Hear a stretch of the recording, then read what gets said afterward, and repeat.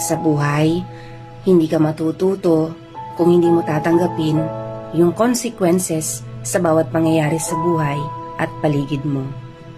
At kung ikaw man yung nagtataguyod sa iyong pamilya, ina ka man o ama, pakatandaan mo ito.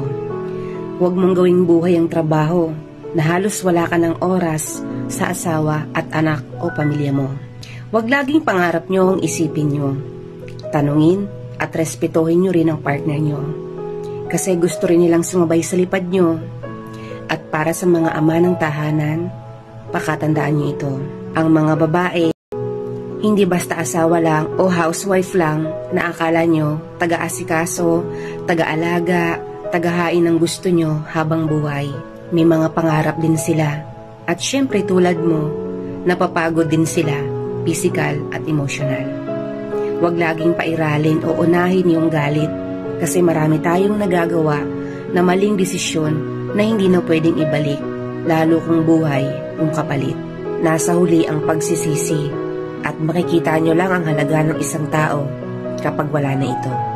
Kaya habang hindi pa huli ang lahat, iparamdam nyo sa mga asawa at anak ninyo yung presence nyo.